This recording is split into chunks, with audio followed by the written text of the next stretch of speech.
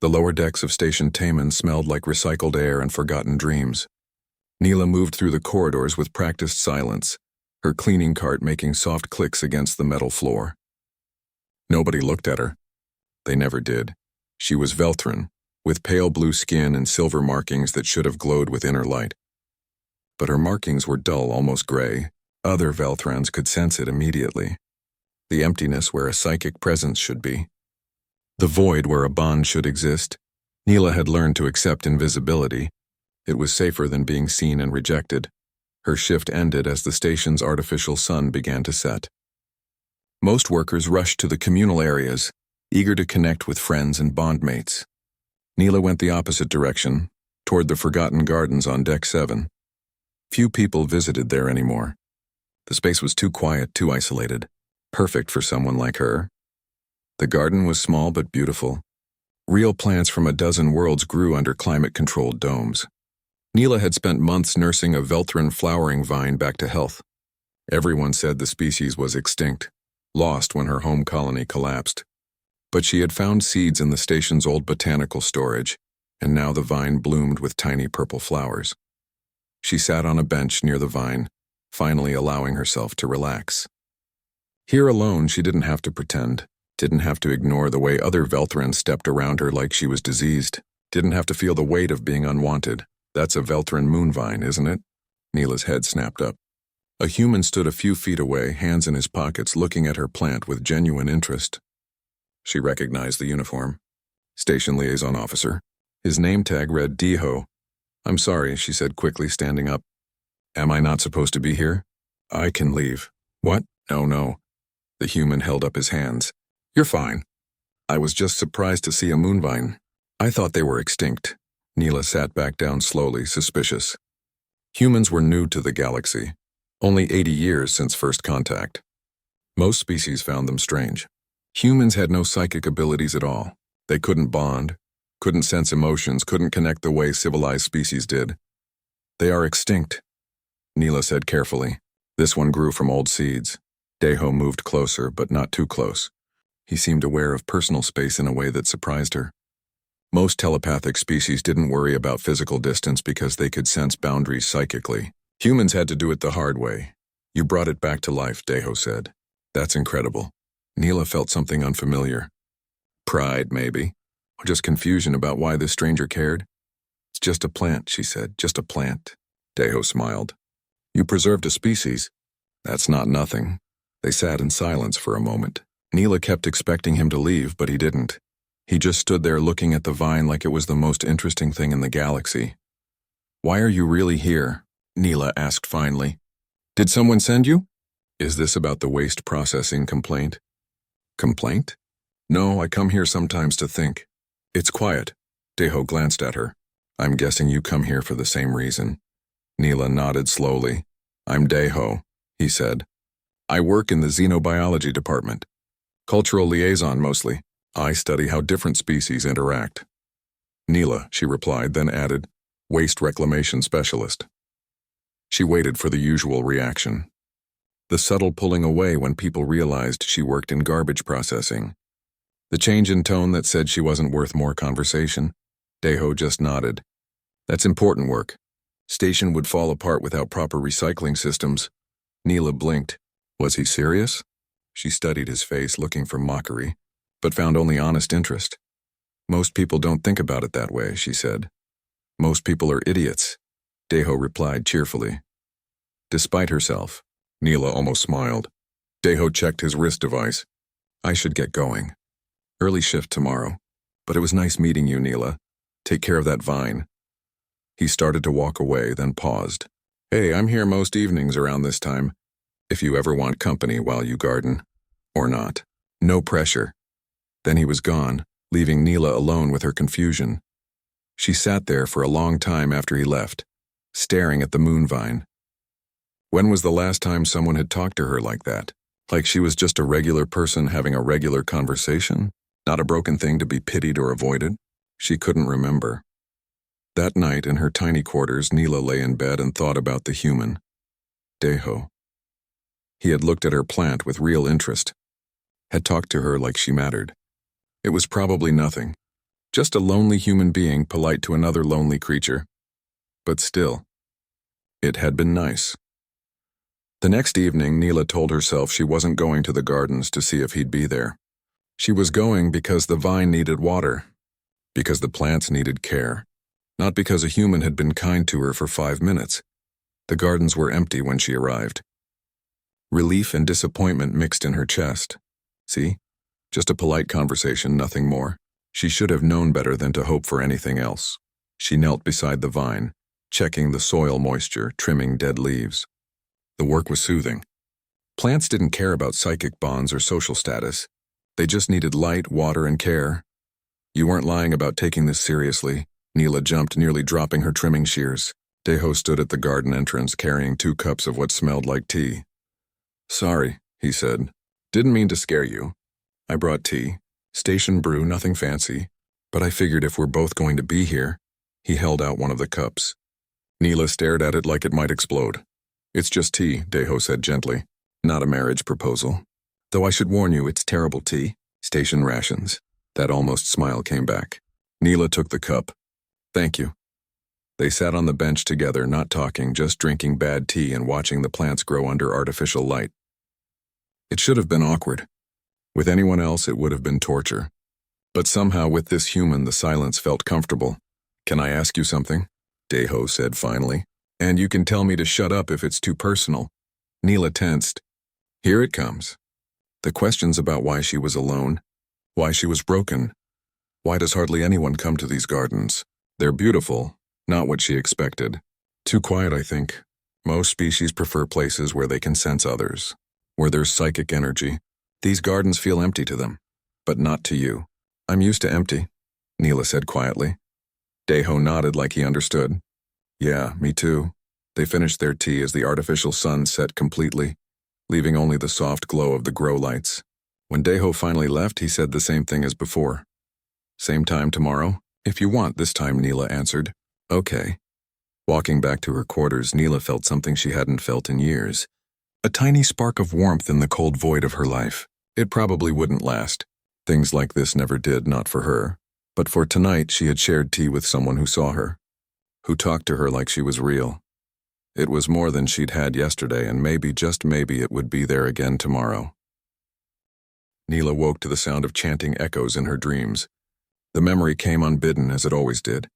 She was 6 years old again, standing in the bonding circle with 20 other children. The elders had their hands raised, psychic energy flowing like visible light between them. All the children glowed. Except her. Again, the elder had said, frustration clear in her voice. "Focus, child. Open your mind," Neela had tried. She tried so hard it hurt.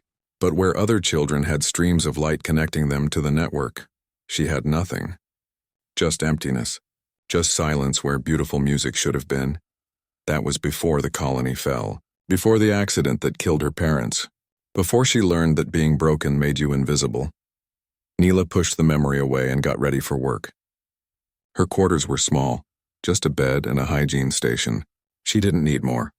She had nowhere to entertain guests. No one to entertain. The morning shift passed like all the others. She emptied waste containers, maintained recycling systems, and kept the station's underbelly clean. Other workers moved around her like water around a stone. Present but untouched. At lunch, she sat alone in the cafeteria corner. That was when she saw them. A young Velthron couple, newly bonded, sitting at a central table. Their markings glowed brightly, pulsing in sync with each other. Everyone could see their connection, feel the harmony of their shared thoughts. The female laughed at something her bondmate said without words. Pure psychic communication. Effortless intimacy. Neela looked away. She'd tried bonding ceremonies 4 times. 4 rejections. 4 public failures that left her more isolated each time. The last attempt had been 3 years ago. She hadn't tried since. "Mind if I sit?" Neela looked up. A Corvath engineer from Deck 3 stood with her lunch tray. Neela didn't know her name. "It's a free station," Neela said carefully. The engineer sat across from her. "I'm Jisoo. I've seen you around. You work waste reclamation, right?" "Yes, must be hard work. Important, though." Jisoo took a bite of her food. "I wanted to say thank you. You fixed the recycling jam on Deck 3 last week. Made my job a lot easier." Neela blinked. "That's my job." Yeah, but you didn't have to do it so fast. Or so well, so thanks. They ate in silence for a moment. Then Jisoo leaned forward. I heard you've been spending time with that human. Daeho, there it was. The real reason for this conversation. Neela should have known. We drink tea sometimes, that's all. Hey, I'm not judging, Jisoo said quickly. I think it's nice. Daeho's a good guy. Helped me with a cross-species equipment manual last month. Very patient. Neela relaxed slightly. He is patient. Most people wouldn't give you the time of day, Jisoo continued. The whole bonding thing, you know? It's not fair, but that's how it is. At least the human doesn't care about that stuff. The word stung even though Jisoo probably meant them kindly. At least the human doesn't care. Like Daeho was her only option because no one else would stoop that low. Neela finished her lunch quickly and left. That evening, she almost didn't go to the gardens. What was the point? Jisoo was right. Daeho was being kind to her because humans didn't understand how broken she was. Once he figured it out, once he realized what being unbonded really meant, he'd leave too. But her feet carried her there anyway. Daeho was already waiting, 2 cups of tea in hand. He'd brought a datapad too. I've been reading about Velthran moonvines, he said as she approached. Did you know they're supposed to be almost impossible to cultivate outside their native environment? The fact that yours is thriving is actually kind of amazing. Neela took the tea, something warm settling in her chest. I adjusted the soil composition. Added minerals from my homeworld's geological database, see? Amazing, Daeho grinned. You're basically a botanical genius and you act like it's nothing. It's just problem solving. That's what genius is. Seeing problems others miss and fixing them. Daeho sipped his tea. Speaking of which, I noticed the air circulation in the gardens was off. Too humid. I put in a maintenance request, but station bureaucracy being what it is, it'll take weeks. Think you could take a look? You probably know the systems better than the official techs. And just like that, Daeho had asked for her help. Not her pity. Not her compliance. Her expertise. I could adjust it tomorrow, Neela said. It's a simple fix if you know where the manual overrides are. Perfect. I'll owe you one. They settled into their usual comfortable silence. But tonight Neela's mind wouldn't quiet. Can I ask you something? She said finally. Sure. Why are you nice to me? Daeho looked confused. Why wouldn't I be? Because I'm unbonded. Because I'm broken. Because there's no benefit to spending time with someone like me. The words came out harsher than she meant them. Daeho set down his tea and turned to face her fully. Okay, first, you're not broken. That's garbage, and whoever told you that is an idiot. His voice was firm but kind. Second, I'm nice to you because I like you. You're interesting. You care about things. You brought an extinct plant back to life for no reason except that it needed doing. But I can't bond, Neela said. I can't connect like normal people. I'm defective. According to who? The people who decided psychic ability is the only thing that matters? Daeho shook his head. Humans can't do any of that telepathy stuff. Does that make all of us defective? That's different. Humans never had it. And that makes it better somehow? Neela, I've spent 3 years on this station studying how different species interact. You want to know what I've learned? The bonding system is broken, not you. Neela stared at him. No one had ever said anything like that before. There are thousands of people on this station who can't form traditional bonds, Daeho continued. Some because of trauma. Some because of biology. Some just because they're different. And instead of helping them, society throws them away, calls them broken, makes them invisible. That's not right. But the bonds are real, Neela argued. The connection, the understanding. I've seen it. It's beautiful. I don't doubt that. But there are other kinds of connection. Other ways to understand each other. They just don't get valued the same way. Neela wanted to believe him. Wanted to think that maybe she wasn't fundamentally wrong just for existing. But years of rejection had carved deep grooves in her soul. What if you're wrong?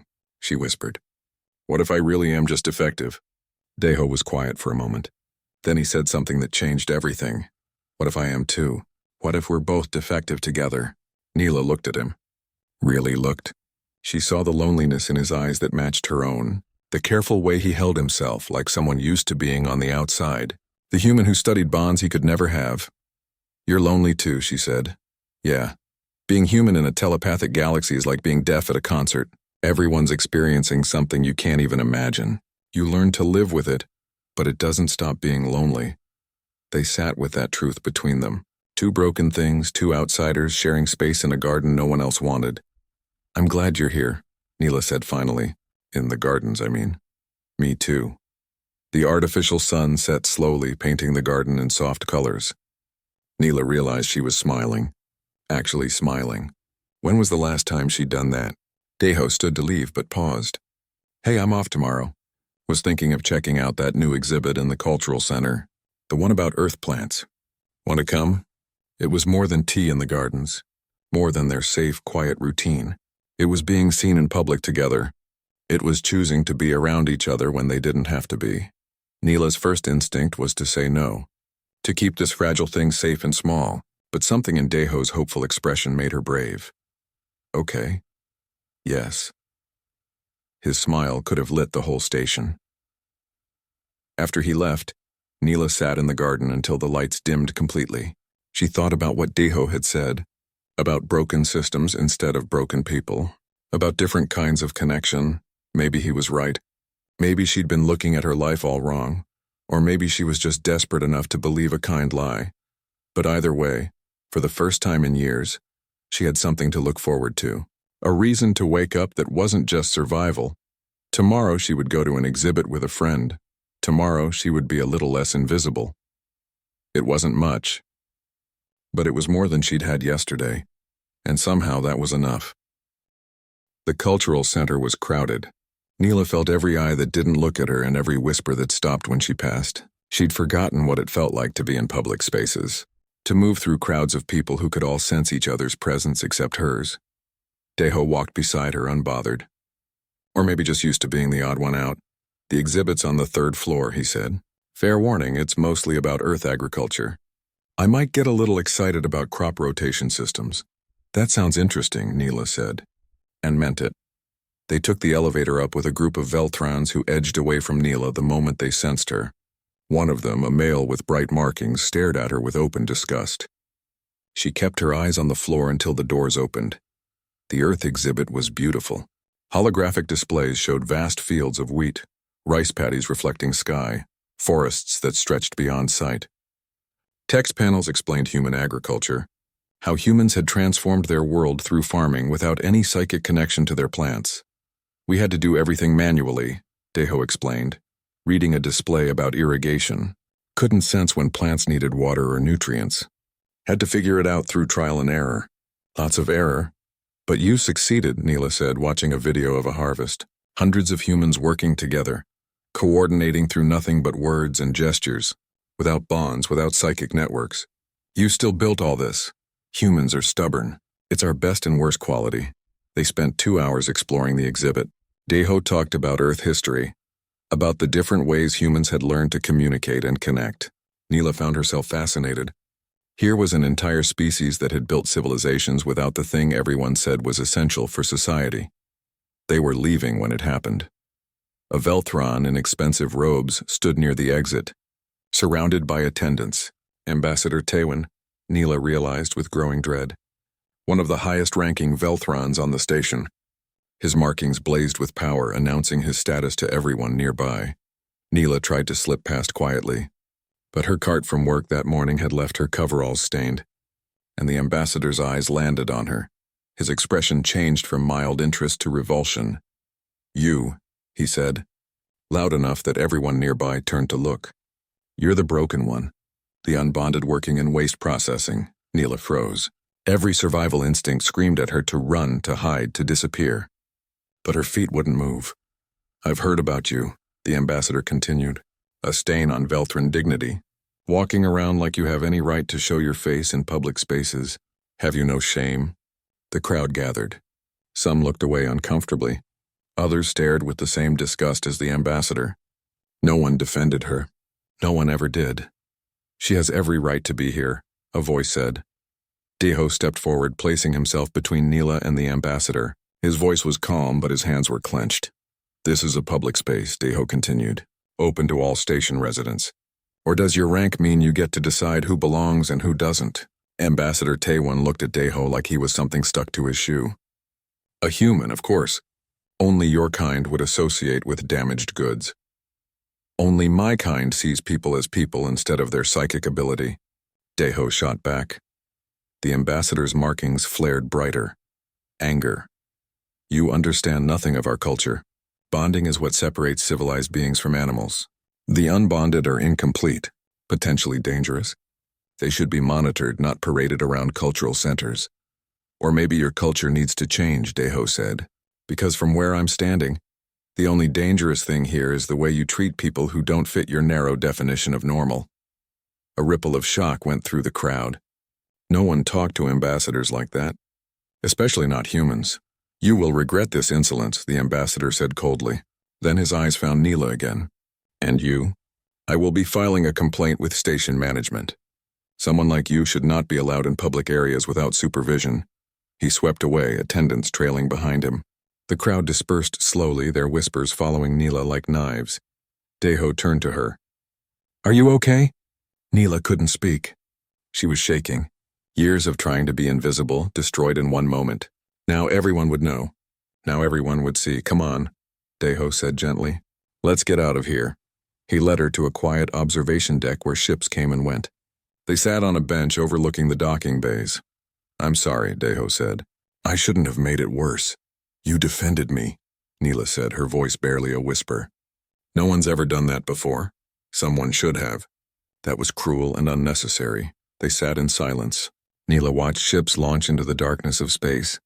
She envied them. They could just leave. Just fly away from all of this. Tell me about bonding, Deho said finally. Really tell me. I've read the academic stuff, but I want to understand from someone who's lived it. Neela took a shaky breath. Velthron bonds are psychic connections between two or more people. You can feel each other's emotions, share thoughts, know what the other person needs before they ask. It creates a network of understanding that holds society together. And people without bonds are incomplete. The bond channels and stabilizes psychic energy. Without it, that energy becomes chaotic, dangerous, or at least that's what they say. Neela's voice grew bitter. The truth is, they just don't want to deal with us. It's easier to call us broken than to admit the system doesn't work for everyone. What happened to you? Deho asked gently. Why can't you bond? Neela had never told anyone the full story. But something about Deho's steady presence made her want to try. I was born with a weak psychic presence. Not absent, just weak. My parents said I'd grow into it. Then when I was 7, our colony's psychic network collapsed. A technical failure combined with a solar flare. The feedback killed hundreds of people instantly, including my parents. She paused, the memory still painful after all these years. I survived because my connection was so weak, but the trauma scarred my psychic pathways, made it impossible for me to bond with others. Every attempt feels like touching fire, like something inside me screaming no. I'm sorry, Deho said, the worst part. Everyone says I'm dangerous, that unbonded Velthrons are unstable without the network to ground them. So I'm not just broken, I'm a threat. Are you? Deho asked. Unstable? I don't know. Maybe. I feel empty all the time. Hollow. Like there's a part of me missing that I'll never get back. Deho was quiet for a long moment. Then he said something completely unexpected. What if we bonded? You and me? Neela laughed, a harsh sound. You're human. You don't have psychic abilities. That's impossible. I mean a different kind of bond. Not psychic. Something else. There is no something else. Bonds are psychic by definition. According to who? Velthrons? Other telepathic species? Deho leaned forward. Humans can't do telepathy. But we connect. We form relationships, friendships, partnerships. We call them bonds. Just different kinds. That's not the same thing. Why not? Because it doesn't involve telepathy? Neela, I've watched bonded couples on this station. Some of them are deeply connected. Some barely tolerate each other. The telepathy doesn't guarantee anything. It's what people choose to do with the connection that matters. Neela wanted to argue, wanted to explain all the ways he was wrong. But something in his words resonated with a hope she thought she'd buried. What are you suggesting? She asked carefully. I'm suggesting we try. Not a psychic bond, because neither of us can do that. But a real connection, built on trust and choice and actually knowing each other. Deho met her eyes.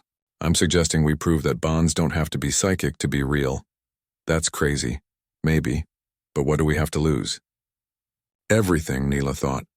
I have everything to lose. The tiny bit of hope I've allowed myself. The one person who sees me as human, but she also had nothing. No bond, no family. No future except more years of invisibility. I don't know how, she admitted. Neither do I, so we figure it out together. Deho smiled. We already started, really. The tea in the gardens today, sharing things. That's connection. You're serious about this. Completely. Neela, you're not broken. The system that says you are is broken, and maybe we can't fix the system, but we can prove it wrong. Neela looked at the ships in the docking bay. All those vessels flying to different worlds, different possibilities. Maybe she couldn't fly away, but maybe she could move towards something instead of just existing in the same painful place. Okay, she said finally. Let's try. Deho's face lit up. Yeah?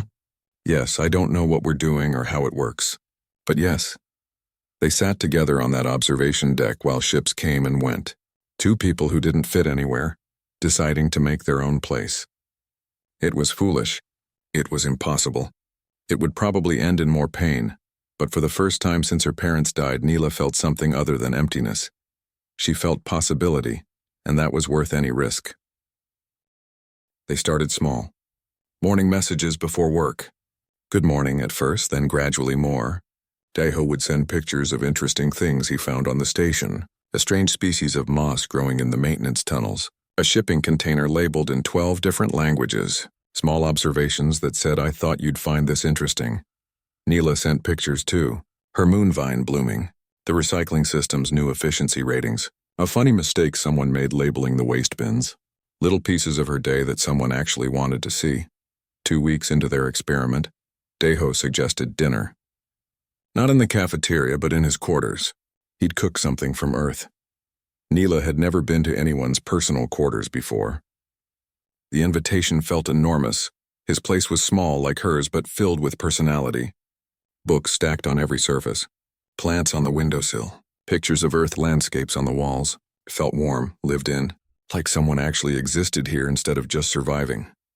I made bibimbap, Deho said, stirring a pot on his small cooking unit. Mixed rice with vegetables. It's simple but good comfort food. It smells amazing, Neela said honestly. Her own meals were usually ration packs eaten alone. They ate together at his tiny table. Deho explained the dish's history, how it came from his grandmother's grandmother's time on Earth, how recipes were a way humans kept connections to the past. We can't sense our ancestors psychically, he explained, so we keep them alive through stories and food and traditions. It's our way of bonding across time. Neela tried the food. It was delicious. But more than that, it was made with care. Someone had grown these vegetables. Someone had developed this recipe. Someone had passed it down through generations, all without telepathy, just intention and love. Thank you, she said, for sharing this. After dinner, they sat on his small couch. Deho pulled out a data pad filled with notes. I've been researching bonds across different species, he said. The academic stuff is interesting but incomplete. It focuses entirely on psychic mechanisms and ignores everything else. What else is there? Trust, time, shared experience, choice. Deho scrolled through his notes.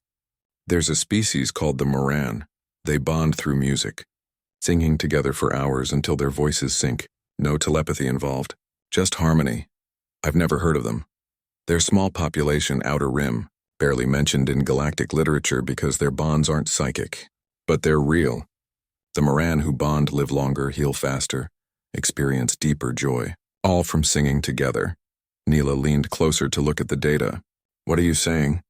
I'm saying bonds might be less about the mechanism and more about the connection.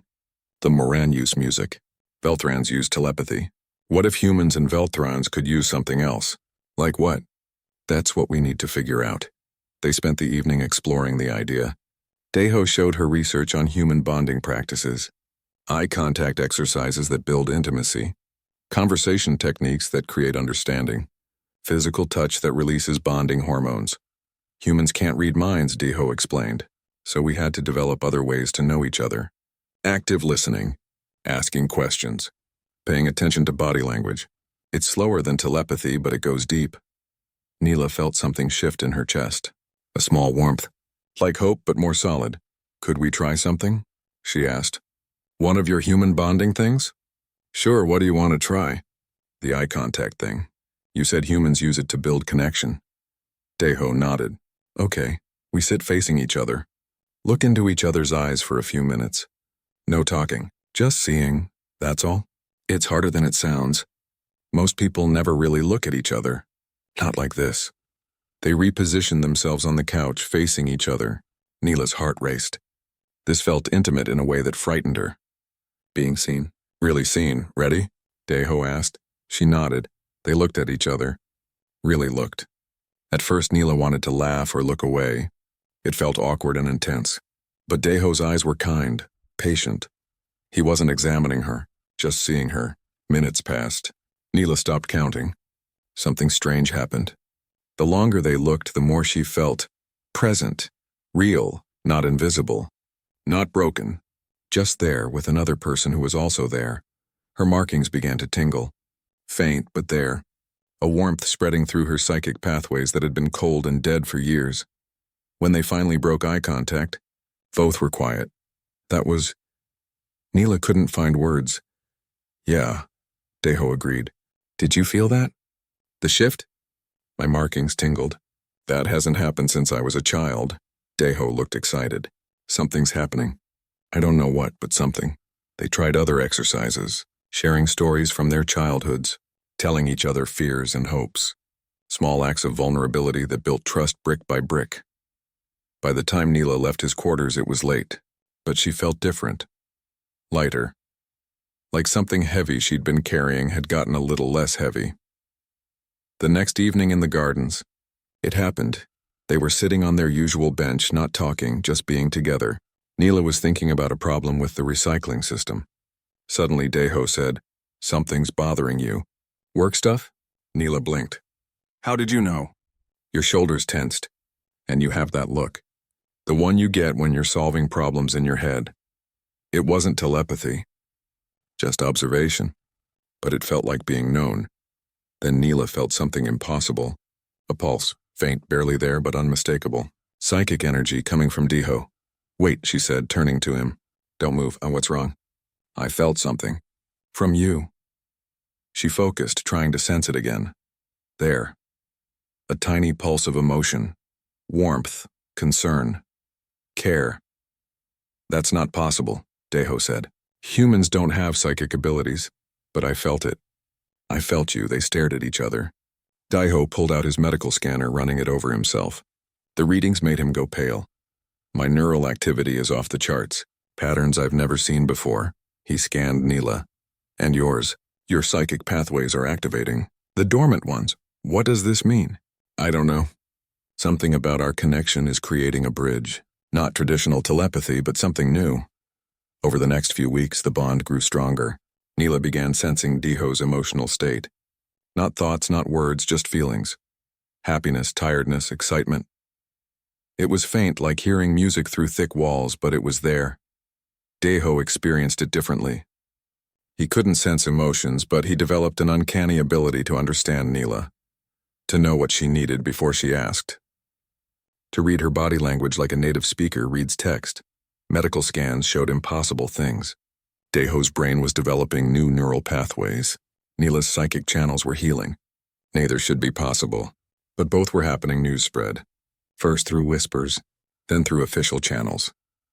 A human and an unbonded Velthron were forming something that looked like a bond. Scientists wanted to study them. Religious leaders called them aberrations. Everyone had opinions. Ambassador Taiwan filed formal complaints. How dare they mock sacred Velthron traditions? How dare a human presume to bond? But they couldn't deny the evidence. Scans didn't lie. Something unprecedented was happening. One evening, 6 weeks into their experiment, Neela and Deho sat in the gardens. The moon vine was flowering profusely now, filling the space with sweet scent. "I need to tell you something," Neela said. "I'm scared." "Of what?" "That this will end. That I'll lose you. That I'll go back to being invisible." Her voice cracked. "I've never had this before. Someone who sees me. Someone who cares. What if it doesn't last?" Deho took her hand. The touch sent warmth through her entire body. "I'm scared too," he admitted. "Of messing this up. Of not being enough. Of failing you. You're not failing me. You're not losing me." They sat there, hands clasped, as the artificial sun set. Neela felt it again. That pulse of emotion from Deho. But stronger now, clear as day. Love. Not romantic love, not yet. but the love of true friendship, of chosen family, of seeing and being seen. And for the first time in years, Neela's markings glowed, faint but visible, silver light pulsing gently in rhythm with her heartbeat. Deho stared. Neela, your markings. She looked down at her hands. Light. After so many years of gray, dull nothingness, there was light. You did this, she whispered. We did this, he corrected. The bond that shouldn't exist was undeniable now. Not psychic. Not traditional. Something entirely new. A bridge built from choice and trust and two broken people deciding they were worth mending. The galaxy would have to reckon with that. The summons arrived on a cold morning. Official, undeniable. The Velthron High Council required their presence. Not requested, required. Neela stood in her quarters holding the datapad, hands shaking. She'd known this was coming. The moment her markings started glowing again, the moment word spread about their impossible bond, this became inevitable. They're going to take it away, she said when Deho arrived.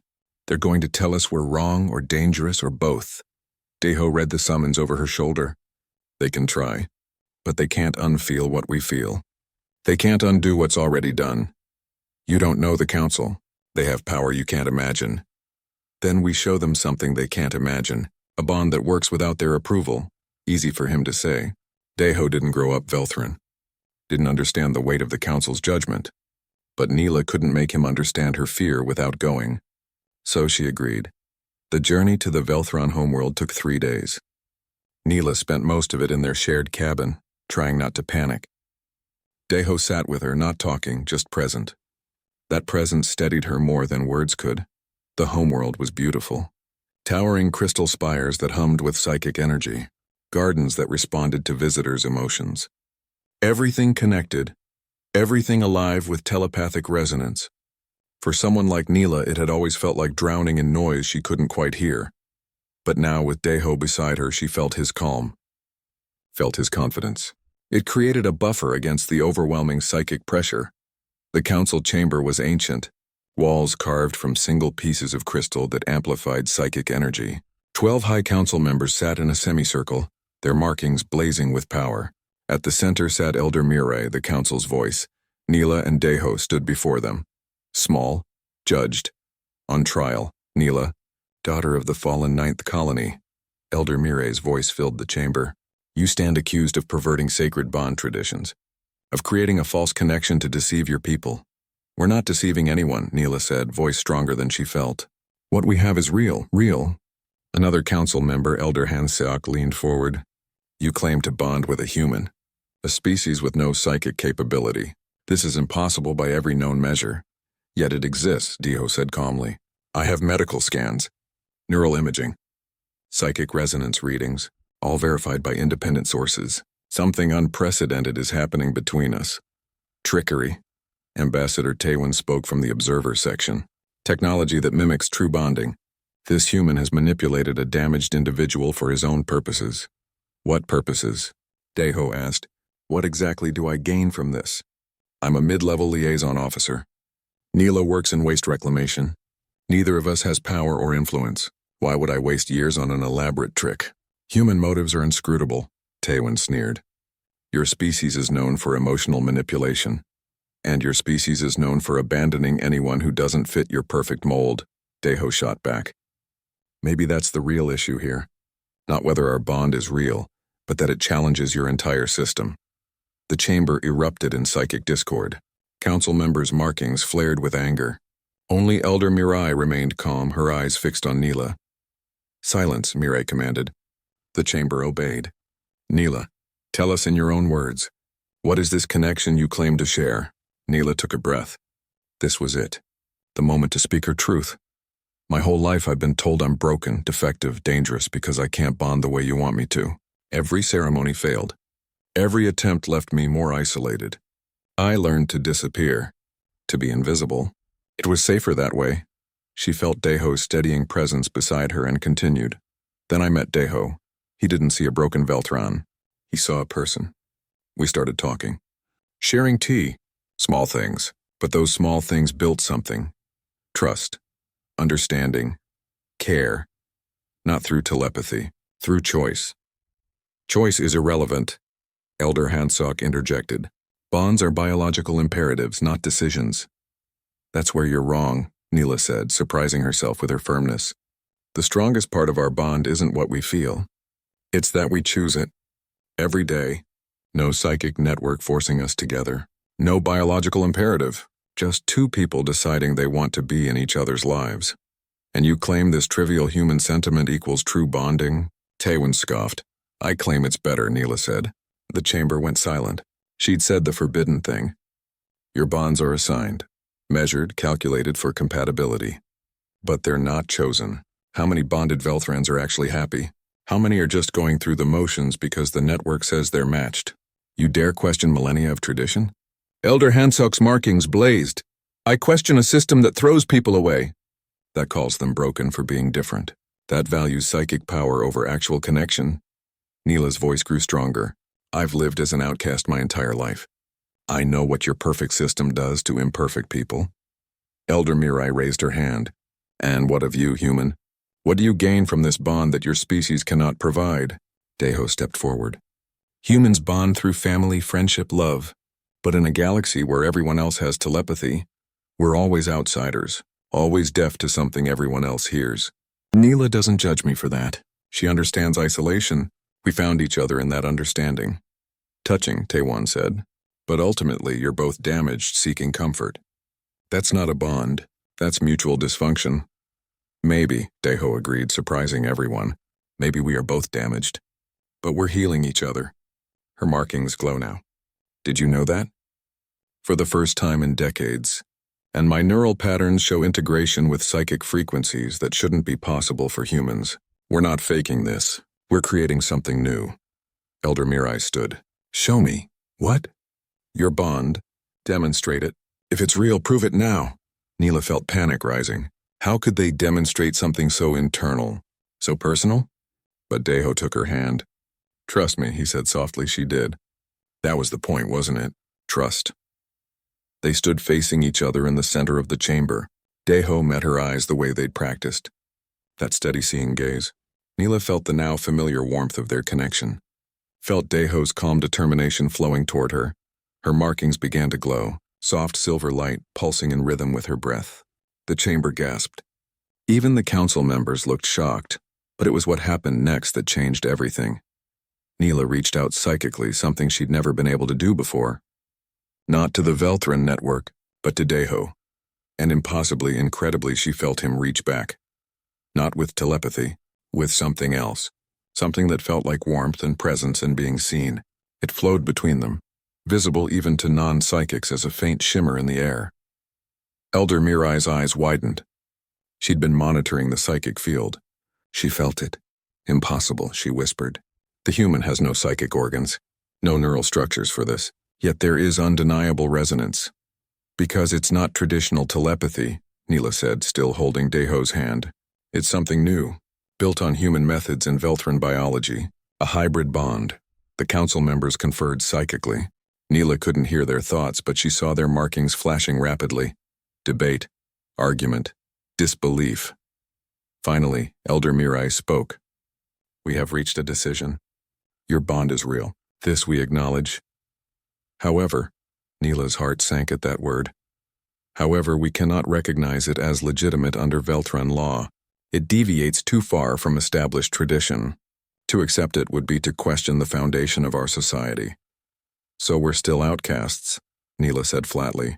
You are free to maintain your connection. We will not force separation.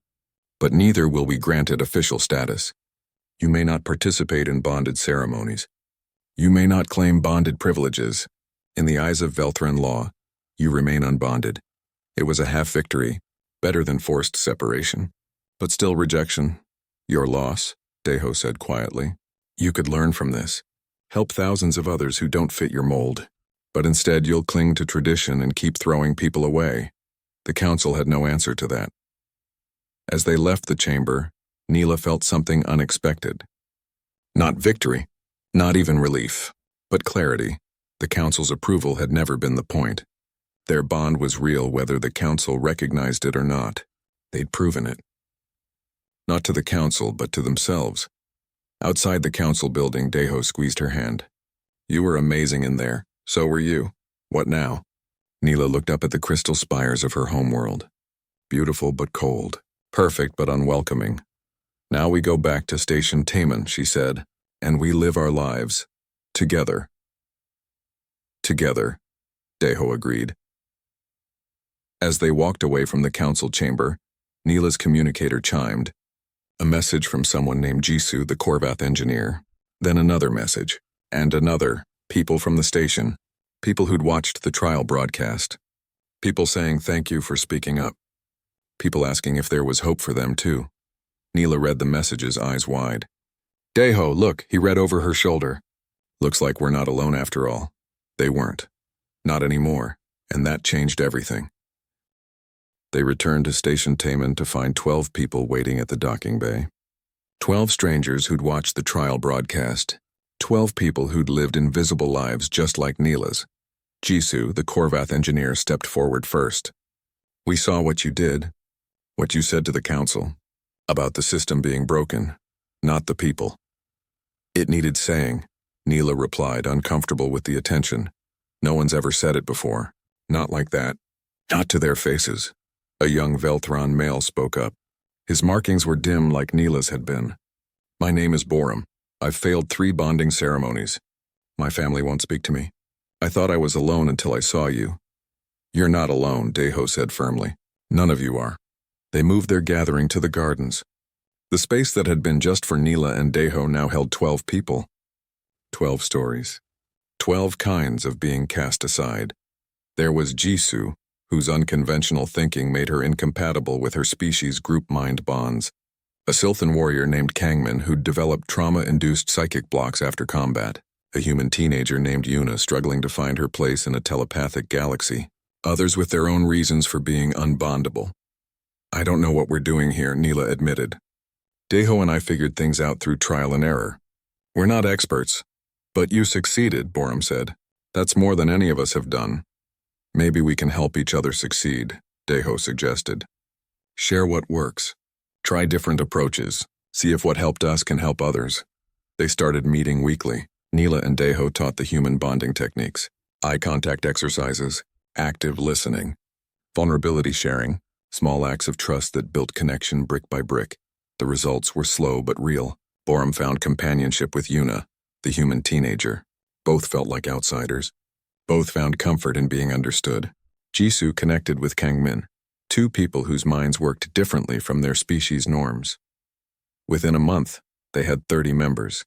Within 2 months, 50. Word spread through the invisible networks of the discarded.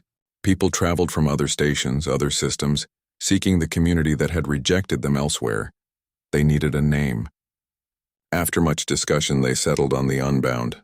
Not because they couldn't bond, but because they chose to bond freely, without assignment, without coercion, without someone else's approval.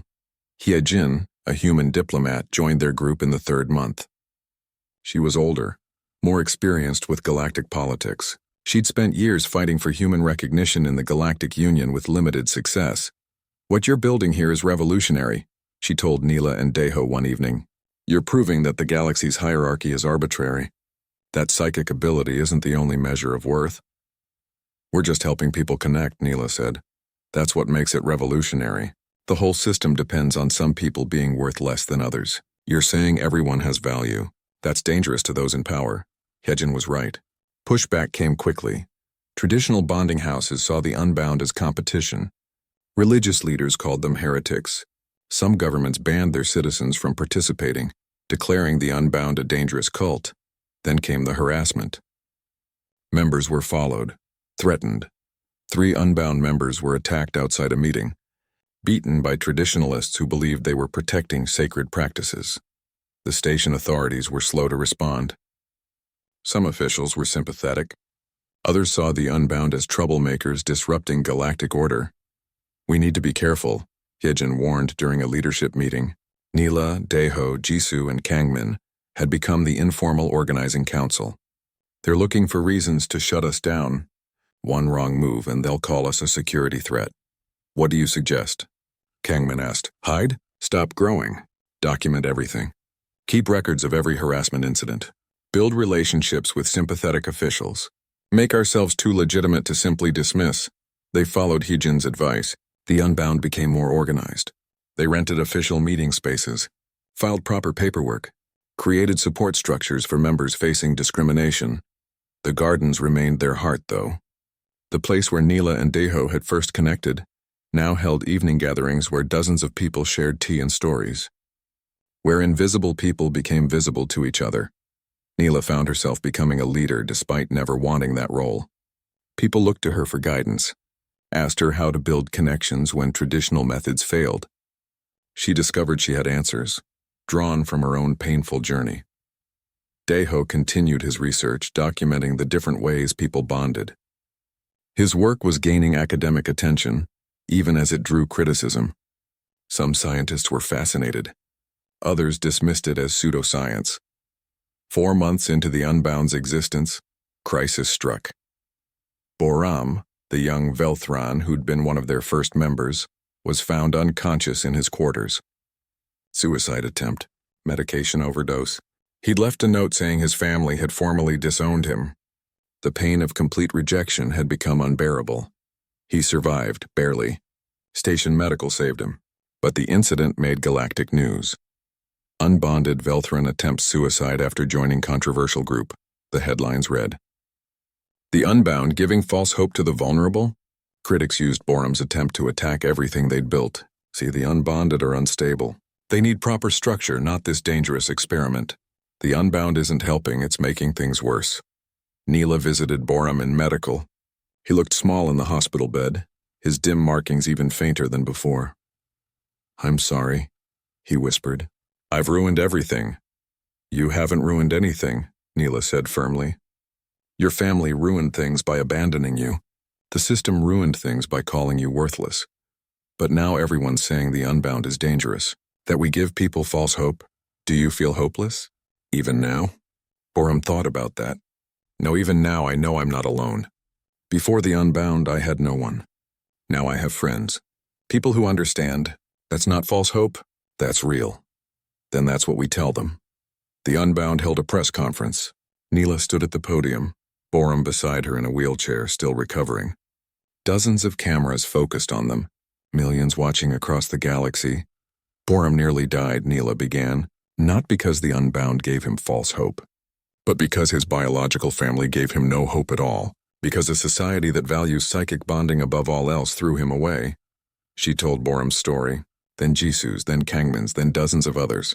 Story after story of people discarded, isolated, declared worthless by societies that measured value too narrowly. The Unbound didn't create their pain. Neela continued. That pain existed long before we formed this community. What we created was a place where that pain could be seen, where people could heal, where being different doesn't mean being alone. Some of us will struggle, she admitted. Some may not survive. Not because of the Unbound, but because the damage done to us runs so deep. But we have a better chance together than we ever had alone. Daeho stepped forward. I'm human. My species can't form psychic bonds. By galactic standards, we're deficient. But we built entire civilizations through other kinds of connection. Family, friendship, choice. If humans can do it, so can anyone else. The galaxy needs to change, Heejin added, joining them. We need multiple models of connection. Multiple ways to belong. The hierarchy that places telepaths at the top and everyone else below needs to end. The press conference went viral. Some outlets praised their courage. Others doubled down on criticism. But something had shifted. The conversation changed from, are these people broken? To, is the system broken? Donations poured in. Resources, support. Other stations requested help starting their own Unbound chapters. Within weeks, there were Unbound groups on 20 stations across 5 systems. The movement was growing beyond anything Neela had imagined. What started with tea in Forgotten Gardens had become something that might actually change the galaxy. But it was exhausting. Neela found herself giving so much to others that she barely had time for herself. Or for Daeho. Their bond, the foundation of everything, was being neglected amid the chaos. One evening, Daeho found Neela in her quarters, reviewing incident reports. She looked tired. Worn down. When's the last time we sat in the gardens? He asked. Just us? Neela couldn't remember. There's too much to do. Too many people needing help. And you need help too. We both do. We can't pour from empty cups. He was right.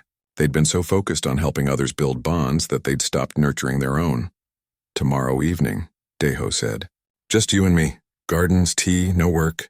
No crisis management. Just us. Neela nodded, feeling tears prick her eyes. I'm scared, Deho. What if we can't keep this up?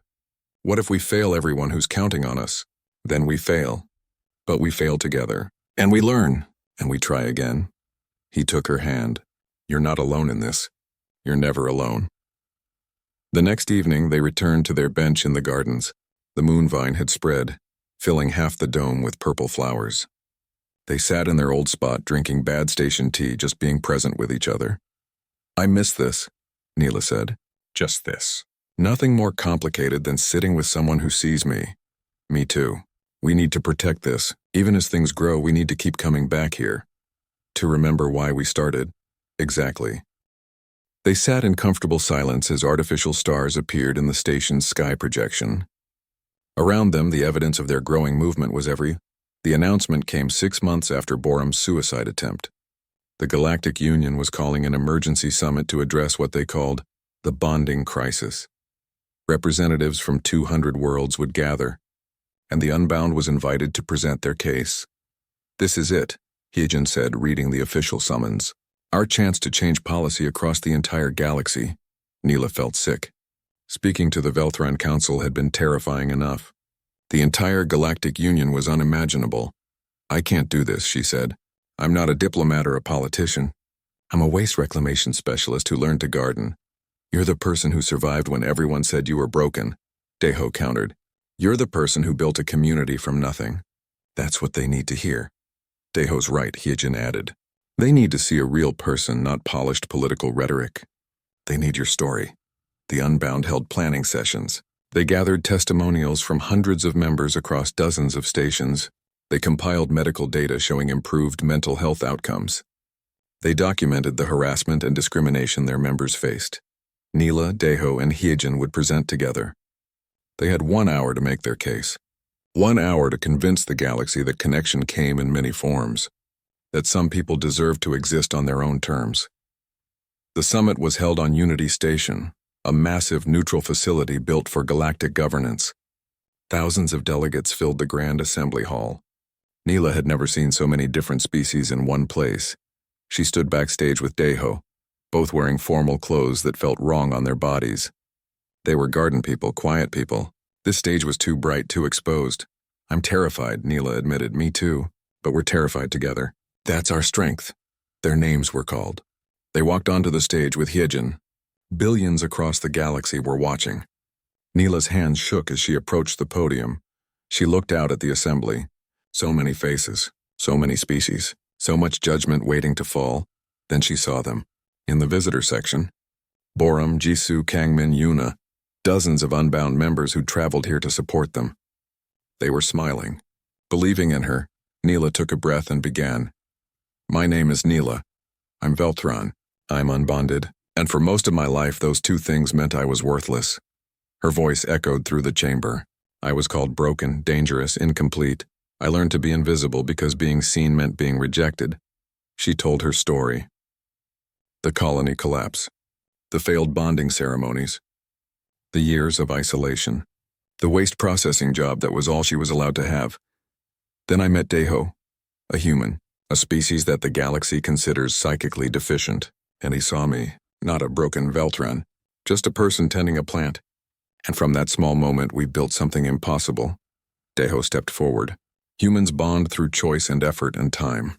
We can't sense each other telepathically, so we learn to communicate in other ways, to listen, to observe, to care intentionally. These methods work. They create real connections, deep connections. He explained their research, showed brain scans and psychic readings, demonstrated how their bond had developed through human techniques and Velthran biology working together. What we discovered isn't just about us, Deho continued. It's about expanding what we consider valid. There are millions of people across the galaxy who can't form traditional bonds. Not because they're broken, but because they're different. They deserve connection too. Hyejin presented the political case. The galaxy operates on a hierarchy with telepaths at the top. This hierarchy has created a permanent underclass of the unbondable.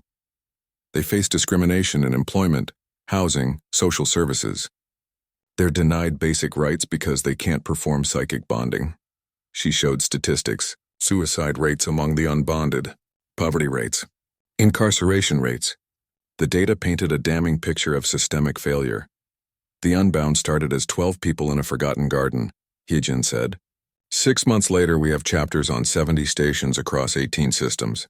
Thousands of members. Why? Because we're offering something the galaxy has denied them: recognition, community, worth. The delegates shifted. Some looked interested, others hostile. Ambassador Taewan sat in the Velthran section, his face a mask of disgust. Question period began. Delegates challenged their data, their methods, their conclusions. Some questions were genuine. Others were veiled attacks. A Korvath representative stood. You claim your methods work, but aren't you just giving desperate people false comfort, substituting real bonds with inferior alternatives? Inferior by what measure? Neela responded. If connection brings joy, growth, and healing, how is it inferior? Our members report better mental health, stronger support networks, and greater life satisfaction than when they were isolated. That's not false comfort. That's real improvement. A human delegate spoke next. My species has long struggled with being seen as lesser because we lack telepathy. If the Galactic Union recognizes alternative bonding methods, would this extend to human cultural practices? It should, Taeho said firmly. Human bonds are real. Human families, friendships, marriages, they all create genuine connection. The galaxy needs to recognize that psychic ability isn't the only path to meaningful relationship. The questions continued for an hour, some hostile, some curious, some supportive. Through it all, Neela felt Daeho's steady presence beside her, their bond humming quietly between them, proof that they were right. Finally, Elder Mirai stood, the Velthran High Council leader who'd judged them months before. The chamber quieted. I have been monitoring this movement since its inception, Mirai said. The Velthran Council has been tracking data on Unbound members. Mental health outcomes, social integration, life satisfaction. All metrics show marked improvement compared to unbonded individuals outside the program. Shocked murmurs rippled through the assembly. Furthermore, Mirai continued, incidents of violence and instability among unbonded Velthrans have decreased by 60% in stations with active unbound chapters. The very instability we feared from the unbonded is being prevented by their community, not by forced isolation. She turned to Neela directly. I judged you harshly in our council chamber. I believed you were threatening our traditions, but traditions that harm our people are not worth preserving. You have shown us a better way. The assembly erupted in debate, delegates arguing passionately on both sides. The moderator called for order. After 2 hours of heated discussion, the vote was called. Should the Galactic Union recognize alternative bonding methods and protect the rights of those who use them? The results came quickly. 147 in favor, 38 against, 15 abstentions. They'd won. The chamber exploded with noise, celebration from some, anger from others. Neela stood frozen, unable to process what had happened. The Concordat of Diverse Bonds was drafted over the next 3 days. It established that traditional bonding practices of all species would be respected and protected. But alternative forms of connection must also be recognized as legitimate. Resources would be allocated to support those who don't fit traditional bonding models. Discrimination based on bonding status would be prohibited. Member worlds would have 3 galactic years to implement these policies. It wasn't perfect. Enforcement would be challenging. Some worlds would resist, but it was a start. A real legal start to changing the galaxy. When it was done, Neela and Daeho stood on the observation deck of Unity Station, looking out at the stars. We did it, Neela said, still not quite believing. We did, though it feels strange. Like we won something huge, but I'm too exhausted to celebrate. I know what you mean. Hyejin joined them, carrying 3 glasses of something sparkling. To the Unbound. To changing the galaxy one connection at a time, they toasted. The drink was sweet and went straight to Neela's head. Or maybe that was just the emotional overwhelm of everything.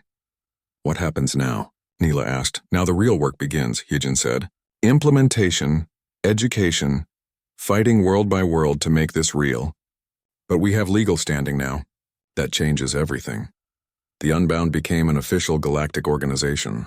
They received funding, opened centers on major stations, trained counselors in alternative bonding methods, created support networks across hundreds of worlds. Neela directed the largest center on Station Taman.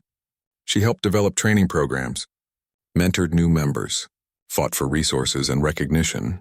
It was exhausting work, rewarding work that mattered.